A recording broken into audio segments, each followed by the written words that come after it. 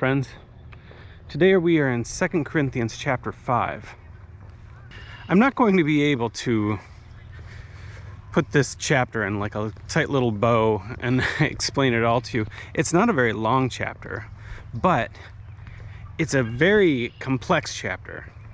And, so far in this book, I have been tying everything back to this idea that Paul is reconciling with the church in Corinth.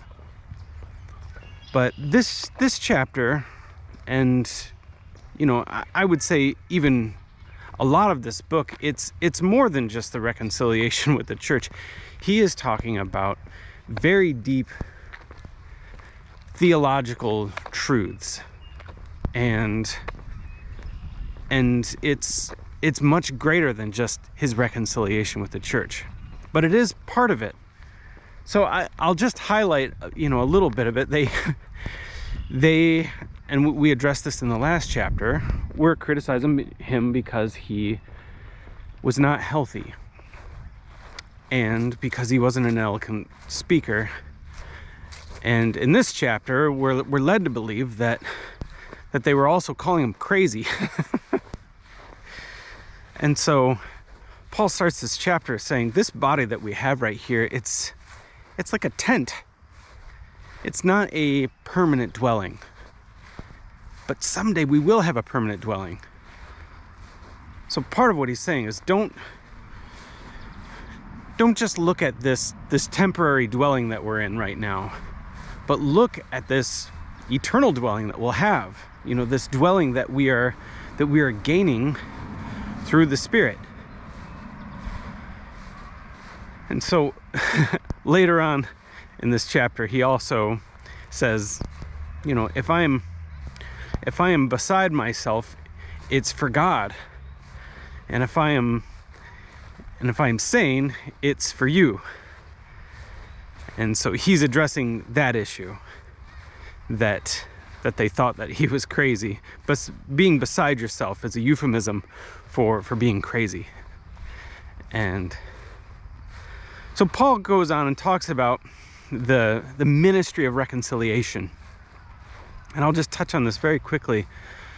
He's talking a little bit about him reconciling with the church in Corinth, but much larger. He's talking about how we are reconciled with God. It's almost like a touching point, like he's only bringing it up because he's been given an opportunity to say what basically Christianity is all about, what we want to be talking about all the time.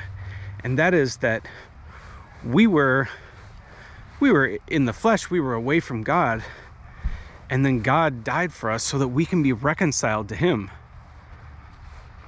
It's just, the gospel it's a simple idea, but it's so complex.